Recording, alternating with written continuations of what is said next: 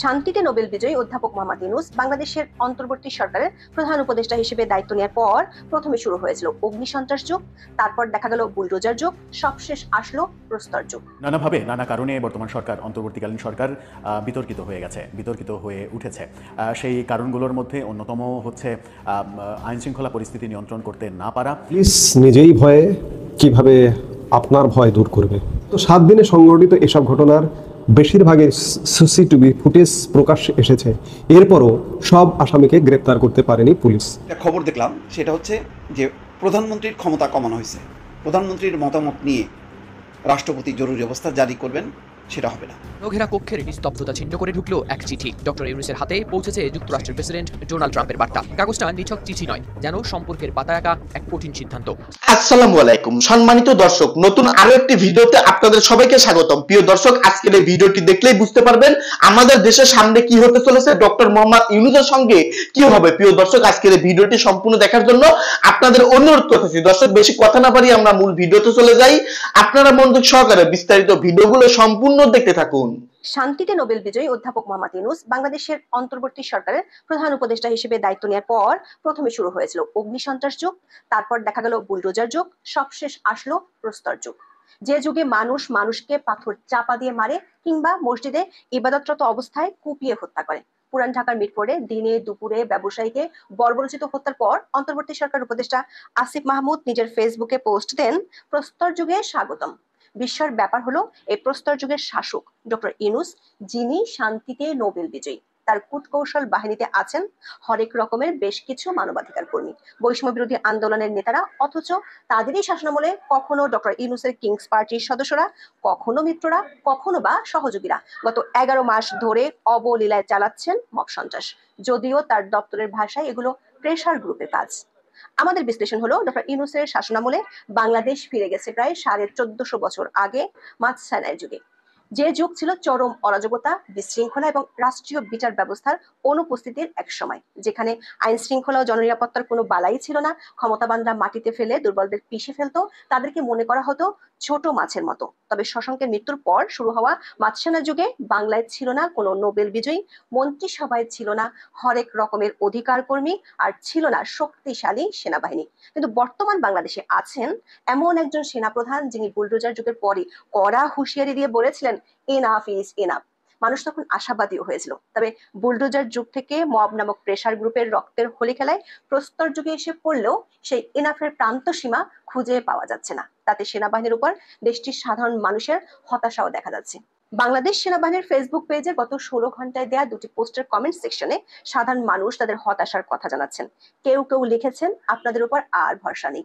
কেউ স্মরণ করিয়ে দিচ্ছেন গত বছরের 5ই আগস্টের পর সেনাপ্রধান দেশ ও দেশের মানুষের দায়িত্ব নেওয়ার কথা। আবার কেউ এমন পরামর্শ দিচ্ছেন, প্রয়োজন হলে মঈনুদ্দিন ফখরুদ্দিনের মতো কঠোর হন। এর অর্থ হলো বাংলাদেশের মানুষ যে কোনো মূল্যে শান্তি চায়। প্রশ্ন হলো, নোবেল পদকের খাঁচের মধ্যে গুম হয়ে যাওয়া শান্তির দেখা কি আদৌ মিলবে বাংলাদেশে, নাকি মাতসানায় যুগের মতো 100 বছর ধরে অরাজকতা চলতে থাকবে? বিস্তারিত জানতে চলুন যাওয়া যাক বিশ্লেষণে।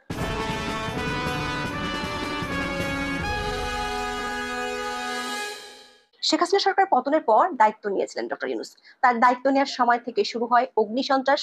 আওয়ামী লীগের নেতাকর্মীদের নিধনের নামে দেশের প্রত্যন্ত অঞ্চলে আওয়ামী লীগ ও তার সহযোগী সংগঠনের নেতাকর্মী এবং সংখ্যালঘুদের বাড়ি ঘরে দেওয়া হয় আগুন। 5 ফেব্রুয়ারি স্বাধীনতার স্মৃতি বিজড়িত ধানমন্ডির 32 নম্বরের বাড়িটি ঘোষণা দিয়ে সরকারি বুলডোজার দিয়ে ভাঙা হয়। উপদেষ্টা হয়ে 32 নম্বর বাড়িটি ভাঙার মতো বেআইনি কাজে প্রত্যক্ষ মদত দিয়েছে সরকারের উপদেষ্টারা। ওই রাত থেকে শুরু হয়েছিল বুলডোজার সন্ত্রাস। সে তাণ্ডবের সাথে চলতে থাকে দেশব্যাপী মব সন্ত্রাস। কখনো আদালত পাড়ায়, কখনো শিক্ষাঙ্গনে, কখনো রাত দুপুরে ঘুমন্ত মানুষের বাড়ি ঘরে ঢুকে ফ্যাসিস্টদের দোসর ধরার নাম করে চলছে তাণ্ডব। এর আগে দিনে দুপুরে রাস্তায় চাপাতি দিয়ে মানুষ কোপাতে দেখা গেছে কয়েকবার। এমনকি সন্ত্রাসীদের থানা থেকে ছাড়িয়ে আনছে ইউনূসের নিয়োগকর্তারা। দায় নেওয়া তো দূরে থাক, বরং প্রেশার গ্রুপ হিসেবে সরকার এসব ফৌজদারি অপরাধীদের পিঠ চাপড়ে এসেছে। আর সেই রাষ্ট্রহীন রাষ্ট্রের চেহারাই ফুটে ওঠে পুরান ঢাকার মিরপুরের সামনের পৈশাচিক হত্যাকাণ্ডে। মব সন্ত্রাসের সব অরাজকতার সবকিছুকে ছাড়িয়ে গেছে 11 জুলাই। একদিনে এমন 3টি ঘটনা সামাজিক মাধ্যমে ভাইরাল হয়, যা দেখে মনে হবে ইউনূসের বাংলাদেশে নৃশংসতাই যেন নিউ নর্মাল। ঢাকার জনবহুল এলাকায় দিনে দুপুরে এক ব্যক্তিকে পিটিয়ে ইট পাথর দিয়ে থেতলে হত্যা করা হয়েছে। খুনের পর মৃতের দেহের উপর নেচে উল্লাস করে হত্যাকারীরা। তার আগে মৃতকে বিবস্ত্র করে খুনিরা। গত 11 মাস ধরে শত শত মাজার সংখ্যালঘুদের উপর আক্রমণ হয়েছে, নারী বিদ্বেষী চূড়ান্ত ভাষায় ব্যবহার হয়েছে পাবলিক সমাবেশে, উগ্রপন্থীরা হুঙ্কার দিয়েছে, যার ধারাবাহিকতায় উগ্রবাদীদের চাপাতির আঘাতে রক্তাক্ত হয়েছেন মসজিদের খতিব। খুলনার দৌলতপুরে বিএনপি নেতাকে নিজের বাসার সামনে গুলি করে রক কেটে হত্যা করা হয়েছে। সিসিটিভির ফুটেজ ভাইরাল হওয়ায় মিটফোর্ডের নৃশংস খুনের ঘটনায় সরকার কয়েকজনকে গ্রেপ্তার করে। হত্যাকারীরা যুবদলের সদস্য হওয়ায় ব্যাপক সমালোচনার মুখে পড়ে বিএনপির পক্ষ থেকে সেই গতানুগতিক বহিষ্কার আদেশ আসে। কেন বলছি লোক দেখানো বা গতানুগতিক, সেটি জানতে দেখে নেই ডয়েচে ভেলের এই প্রতিবেদনটি। 5 জুলাই প্রকাশিত এই প্রতিবেদনটিতে বলা হয়েছে, গত বছরের 5 আগস্টের পর থেকে এখন পর্যন্ত বিএনপি ও সহযোগী সংগঠনের প্রায় 3200 নেতাকর্মীর বিরুদ্ধে সাংগঠনিক ব্যবস্থা নেওয়া হয়েছে। এর মধ্যে বিএনপি নেতাকর্মী আছেন 1800 জন। তাদের মধ্যে 800 জনকে বহিষ্কার, 50 জনের পদ স্থগিত, অন্তত 700 জনকে কারণ দর্শানো নোটিশ, 100 জনকে সতর্ক এবং 150 জনকে সাংগঠনিক শৃঙ্খলা ভঙ্গের নোটিশ দেওয়া হয়েছে। তবে কাগজে কলমে বহিষ্কারের পরেও অনেকের দাপট একটুও কমেনি। বিএনপি যাদের বিরুদ্ধে ব্যবস্থা নিয়েছে তাদের অনেকেই আবার দলে ফিরেছেন। তাদের আবেদনের ভিত্তিতে বহিষ্কারাদেশ প্রত্যাহারও করা হচ্ছে। ফলে সারা দেশে তুমুল দাপটে অপরাধে জড়াচ্ছেন বিএনপি নেতাকর্মীরা। কিংস পার্টি হিসেবে পরিচিত এনসিপির চিত্র আরো ভয়াবহ। ডয়েচে ভেলে বাংলার প্রতিবেদনে বলা হয়, কেবল কারণ দর্শানোতেই সীমাবদ্ধ আছে এনসিপি। তারা কাউকে দল থেকে চূড়ান্তভাবে বহিষ্কার করেনি। শৃঙ্খলা কমিটি অভিযোগের তদন্ত করিয়ে যাচ্ছে, যে তদন্ত নেভার এন্ডিং। মিরপুরে টর্চার সেল খুলে চাঁদাবাজির সব প্রমাণ পেয়েও বৈষম্য বিরোধী নেতাদের বিরুদ্ধে কোনো ব্যবস্থা না নিয়ে উল্টো তাদের নিয়ে বৈঠক করছেন এনসিপি নেতারা। যখন সরকারের নাকের ডগায়, সরকারের নিরাপত্তায়, কখনো কখনো পৃষ্ঠপোষকতায় সন্ত্রাস বেড়ে রক্তের হোলি খেলা হয়ে গেছে, তখন উপদেষ্টা আসিফ মাহমুদ স্বীকার করলেন তার সরকার দেশটিকে 11 মাসের মধ্যে প্রস্তর যুগে নিয়ে গেছে। তিনি নিজের ফেসবুকে লিখেছেন, প্রস্তর যুগে স্বাগতম, কেউ ইতিহাস থেকে শিক্ষা নেবে না, ধন্যবাদ। তার সেই পোস্টে বেশিরভাগ মন্তব্যই ডক্টর ইউনূস সরকারের সমালোচকদের। বেশিরভাগ মানুষ বলছে, অন্তর্বর্তী সরকার মানুষের নিরাপত্তা দিতে ব্যর্থ, তাই তাদের পত্রপাঠ বিদায় নিয়ে চলে যাওয়া উচিত। একজন লিখেছেন, ডক্টর ইউনূসের শাসনামলী প্রস্তর যুগে ফেরত গেলাম। খোঁজ সরকারি প্রতিষ্ঠান বাংলাদেশ পরিসংখ্যান ব্যুরোর জরিপে উঠে আসছে মানুষের ভয়ের কথা, মানুষের নিরাপত্তাহীনতার কথা। ডিএমপির অতিরিক্ত কমিশনার এস.এন. নজরুল ইসলাম পুরান ঢাকার ঘটনা নিয়ে সমকালকে বলেন, এমন বিভৎসতা তিনি আগে দেখেননি। তিনি বলেন, মানুষের মধ্যে অস্থিরতা কাজ করছে, তরুণদের একটা অংশ নিয়ন্ত্রণের বাইরে চলে যাচ্ছে। সমাজে শৃঙ্খলা ও ঐক্য বজায় না থাকলে বিপদ আরো বাড়বে। রক্তাক্ত লাশের উপর যা হয়েছে সেটি অবর্ণনীয়। এই আচরণ চিন্তার বাইরে। দর্শকের আশঙ্কার কথা সেনাপ্রধান জেনারেল ওয়াকারুজ্জামান জানিয়েছিলেন গত 25শে ফেব্রুয়ারি তার এক বক্তব্যে। জাতীয় শহীদ সেনা দিবসে রাওয়া ক্লাবে এক অনুষ্ঠানে তার সেই বক্তব্য আলোড়ন তুলেছিল সারা দেশে। হানাহানি বন্ধ করে সবাইকে এক থাকার আহ্বান জানিয়েছিলেন সেনাপ্রধান। করতে পারেন, নিজেরা যদি কাদা ছোড়াছুড়ি করেন, মারামারি কাটাকাটি করেন, এই দেশ এবং জাতির স্বাধীনতা সার্বভৌমত্ব বিপন্ন হবে। আমি আজকে বলে দিলাম, নাইলে আপনারা বলবেন যে আমি আপনাদের সতর্ক করিনি। আমি সতর্ক করে দিচ্ছি আপনাদের। আমার অন্য কোনো আকাঙ্ক্ষা নাই, আমার একটাই আকাঙ্ক্ষা, দেশ এবং জাতিটাকে একটা সুন্দর জায়গায় রেখে ছুটি করা। I had enough. For last 7-8 months I had enough. আমি চাই দেশ এবং জাতিকে একটা সুন্দর জায়গায় রেখে আমরা সেনানিবাসে ফেরত আসবো। কিন্তু সেনাপ্রধানের সেই সুন্দর জায়গায় দেশকে রেখে যাওয়ার স্বপ্ন গত 4 মাসে দুঃস্বপ্ন হয়ে গেছে। পুলিশ সদর দপ্তরের তথ্য অনুযায়ী গত মার্চ থেকে জুন এই 4 মাসে সারা দেশে খুন হয়েছে 1336 জন। বাংলাদেশের 54 বছরের ইতিহাসে যে কোনো 4 মাসের মধ্যে সবচেয়ে বেশি হত্যাকাণ্ডের তথ্য এটি। এমন নৃশংস ভয়াবহ পরিস্থিতিতে দেশের মানুষও ক্ষুব্ধ। বাংলাদেশ সেনাবাহিনীর যে ফেসবুক পেজ, সেখানে গত 16 ঘন্টায় 2টি পোস্ট দেওয়া হয়েছে। সেই 2টি পোস্টে মানুষ ওই পোস্টের বিষয়বস্তুর বাইরে গিয়ে নিজেদের উদ্বেগের কথা নানাভাবে নানা কারণে বর্তমান সরকার, অন্তর্বর্তীকালীন সরকার বিতর্কিত হয়ে গেছে, বিতর্কিত হয়ে উঠেছে। সেই কারণগুলোর মধ্যে অন্যতম হচ্ছে আইন শৃঙ্খলা পরিস্থিতি নিয়ন্ত্রণ করতে না পারা, একটা কিংবা দুইটা বিশেষ দলের প্রতি এক ধরনের আনুগত্য দেখানো, একটা দলের বিভিন্ন কর্মকাণ্ডে সরকারি সহযোগিতা করা প্রত্যক্ষ কিংবা পরোক্ষভাবে। নানা কারণেই বিতর্কটা তৈরি হয়েছে এবং প্রফেসর ইউনূসের সরকারকে অনেকে সমালোচনা করছেন। এরকম সমালোচনা যখন হচ্ছে তখন প্রশ্ন উঠেছে আগামী নির্বাচন এই সরকারের অধীনে নিরপেক্ষ হবে কিনা। যে স্বপ্ন আমরা বুকে লালন করছি যে পরপর 3টা অগ্রহণযোগ্য নির্বাচনের পর এবার একটা গ্রহণযোগ্য নির্বাচন হবে, একটা নিরপেক্ষ নির্বাচন হবে, সেটাকে নিয়েই এবার নতুন করে বিতর্ক তৈরি হয়েছে, বারবার বিতর্ক উঠছে এবং সেই বিতর্কে নতুন করে ঘি ঢেলে দিয়েছেন এবার জাতীয় পার্টির মহাসচিব, নতুন মহাসচিব। বলা হচ্ছে যে এই সরকারের অধীনে নিরপেক্ষ নির্বাচন সম্ভব নয়। এই সরকারের অধীনে যদি নিরপেক্ষ নির্বাচন সম্ভব না হয় তাহলে আমাদের হাতে বিকল্প কি, নাকি আমরা আবারও সেই একপাক্ষিক নির্বাচন এবং অগ্রহণযোগ্য নির্বাচনই দেখতে চলেছি।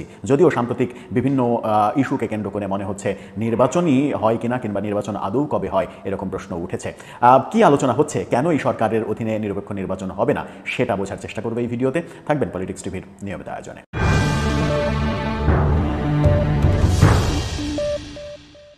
দর্শক, পলিটিক্স টিভির নিয়মিত ভিডিওগুলো স্পন্সর করছে প্রজাপতি.টিভি, নতুন ওটিটি প্ল্যাটফর্ম। আপনারা চাইলে ইউটিউবে, ফেসবুকে, ইনস্টাগ্রামে, টিকটকে দেখে নিতে পারেন। ডেসক্রিপশন বক্সে লিঙ্ক দেওয়া থাকবে, সেখান থেকেও আপনারা দেখে নিতে পারেন প্রজাপতির কার্যক্রম। চলে যাচ্ছি মূল ভিডিওতে। বলছিলাম বর্তমান অন্তর্বর্তীকালীন সরকারের অধীনে আদৌ নিরপেক্ষ নির্বাচন সম্ভব কিনা সেই প্রশ্ন উঠেছে। সেই প্রশ্নটা আবার নতুন করে তুলেছেন জাতীয় পার্টির মহাসচিব। সংবাদ শিরোনামটা আপনারা দেখে নিতে পারেন, দৈনিক কালের কণ্ঠ এই খবরটা নিশ্চিত করছে। অন্তর্বর্তীকালীন সরকারের অধীনে নিরপেক্ষ নির্বাচন হবে না, জাপা মহাসচিব বলেছেন। নতুন যে মহাসচিব ব্যারিস্টার শামীম হায়দার পাটোয়ারি, তিনি এই কথা বলেছেন অন্তর্বর্তীকালীন সরকারের অধীনে নিরপেক্ষ যদি নির্বাচন হয় তা নিরপেক্ষ হবে না। নিজের বাসায় এক সংবাদ সম্মেলনে গতকালকে এই কথা তিনি বলেছেন। ব্যারিস্টার শামীম হায়দার পাটোয়ারি বলেছেন এনসিপির সঙ্গে এই সরকারের সম্পর্ক রয়েছে। এনসিপির সাজানো প্রশাসনের ছকে দেশ গোছানো হচ্ছে, ফলে নির্বাচনে এনসিপিকে একাধিক সুবিধা দেওয়ার চেষ্টা করা হবে। তিনি আরও বলেছেন সরকার মবতন্ত্রকে নিয়ন্ত্রণ করতে পারছে না, মবের কারণে দেশের ঐতিহ্য ও সংস্কৃতি নষ্ট হচ্ছে। একই সঙ্গে লেভেল প্লেইং ফিল্ড নিশ্চিত করতে না পারায় নিবন্ধিত দলগুলো রাজনৈতিক মিটিং মিছিল করতে পারছে না, অর্থাৎ জাতীয় পার্টি রাজনৈতিক কর্মকাণ্ড করতে পারছে না। জাতীয় পার্টি সহ বেশ কিছু রাজনৈতিক দল সেই কথা তিনি বলেছেন জাতীয় পার্টি মানুষকে নিরাপত্তা ও সুশাসন দিতে পারবে। বাংলাদেশে 22 লাখ নতুন চাকরি হারিয়ে গেছে, তেমন কথা তিনি বলেছেন। অনেক অরাজকতার প্রসঙ্গ তিনি তুলে নিয়ে এসেছেন। তিনি যখন অনেক বিষয় তুলে নিয়ে আসলেন তখন এনসিপিকে বিশেষ সুযোগ সুবিধা দেওয়া এবং এনসিপির প্ল্যানিংয়ে প্রশাসন ঢেলে সাজানোর যে কথাটা বলছেন সেখানে একটা ব্যাপার উল্লেখ করা যেতেই পারে যে সরকার সিদ্ধান্ত নিয়েছে নতুন করে আইনশৃঙ্খলা রক্ষাকারী বাহিনীর সদস্য 17,000 নিয়োগ দেবে। এই 17,000 সদস্য কারা হবেন, কোথায় থেকে এদেরকে নিয়োগ দেওয়া হবে, কাদের সার্টিফিকেটে এদের নিয়োগ দেওয়া হবে, সেটা একটা বড় প্রশ্ন উঠেছে। ধারণা করা হচ্ছে যে এই ক্ষেত্রে এনসিপি অনেক বেশি প্রাধান্য পাবে, জামাতকেও প্রাধান্য দেওয়া হতে পারে, এমন আলোচনা চতুর্দিক থেকে চলছে। নানাভাবেই সরকারের কর্মকাণ্ড বিতর্কিত হয়েছে। আমরা এনসিপির যখন জুলাই পদযাত্রা দেখছি তখন রাজপথে এনসিপির গাড়িবহরকে পুলিশ নিরাপত্তা দিচ্ছে, পুলিশি বিশেষ টহলের মাধ্যমে নিয়ে যাওয়া হচ্ছে, এরকম দৃশ্যও দেখেছি। আবার একদিন আগেই আমরা সংবাদপত্রে খবর হতে দেখেছি যে এনসিপি নাহিদ ইসলাম সাতক্ষীরায় যাবেন, সেই কারণে সাতক্ষীরার রাস্তাঘাট দ্রুত মেরামত করা হচ্ছে। এই ঘটনা শুধুমাত্র ঘটে বাংলাদেশের প্রধানমন্ত্রী যদি কোনো অঞ্চলে যান সেই অঞ্চলের রাস্তাঘাট মেরামত করার দৃশ্য আমরা বিভিন্ন সময় দেখেছি। জনগণের কথা সরকার কখনো ভাবে না, কিন্তু প্রধানমন্ত্রী গেলে তাকে ঝাঁকি খেতে হবে, এই কারণে রাস্তা দ্রুত মেরামতের উদ্যোগ নেওয়া হয়। তাহলে কি সরকার নাহিদ ইসলামকে আগামীর প্রধানমন্ত্রী হিসেবে মেনেই নিয়েছে? যদিও সরকারের প্রধান উপদেষ্টার প্রেস সেক্রেটারি যেদিন নাহিদ ইসলাম পদত্যাগ করেন সেদিন তাকে নিয়ে সংবাদ সম্মেলন করে একটা নজির স্থাপন করেছিলেন এবং সেদিন বলেছিলেন যে নাহিদ আগামীর প্রধানমন্ত্রী হতে পারে।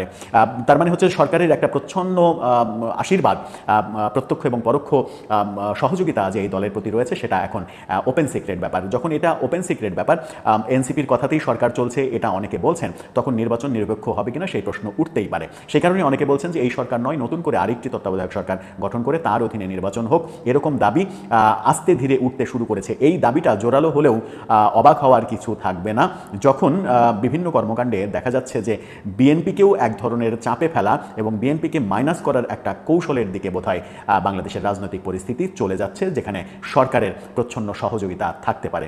তাহলে কোন পথে যাচ্ছি আমরা? নির্বাচন যদি আগের মতোই প্রশ্নবিদ্ধ নির্বাচন হয় তাহলে শেখ হাসিনাকে তাড়িয়ে আমাদের লাভ হলো কি? নতুন স্বপ্ন বাস্তবায়নের জন্য এই সরকারকে এনে আমাদের লাভ হলো কি? সেটা একটা বড় প্রশ্ন।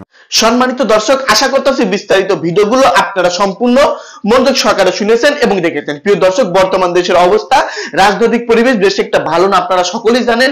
নানান ধরনের কর্মকাণ্ড আমাদের দেশে হয়ে যাচ্ছে, বিশেষ করে মব। এই মব সন্ত্রাস চাঁদাবাজি যেন কিছুতেই থামছে না, আমাদের বাংলাদেশকে যেন গ্রাস করে ফেলেছে এই বিষয়গুলো। সম্মানিত দর্শক, অবশেষে যুক্তরাষ্ট্র থেকে ডক্টর ইউনূসের উপর কঠিন চাপ এসেছে। যাই হোক দর্শক, আজকের এই ভিডিওতে কঠিন আলোচনা শুনতে পারলেন রাজনৈতিক বিশ্লেষকদের মুখ থেকে। ডক্টর ইউনূস কত বড় বিপদে পড়বে এবং সমন্বয়কদের সঙ্গে কি হবে, এনসিপি দল কি সামনে এগোতে পারবে নাকি এখানে স্তব্ধ হয়ে যাবে? দর্শক, আজকের এই ভিডিওতে যে আলোচনা শুনলেন, রাজনৈতিক বিশ্লেষকরা দেশের বর্তমান অবস্থা সম্পর্কে যেসব আলোচনা করলো, এই আলোচনাগুলো সম্পর্কে যদি আপনারা কিছু বলতে চান, আপনাদের কোনো মতামত থেকে থাকে, তাহলে ভিডিওর কমেন্টে অবশ্যই লিখে জানিয়ে দিবেন। প্রিয় দর্শক শ্রোতা, ভিডিওটি এখানে শেষ করছি। দেখা হবে নতুন কোনো ভিডিও নিয়ে। ভিডিওটি সম্পূর্ণ আকারে দেখার জন্য আপনাদের সবাইকে অসংখ্য ধন্যবাদ।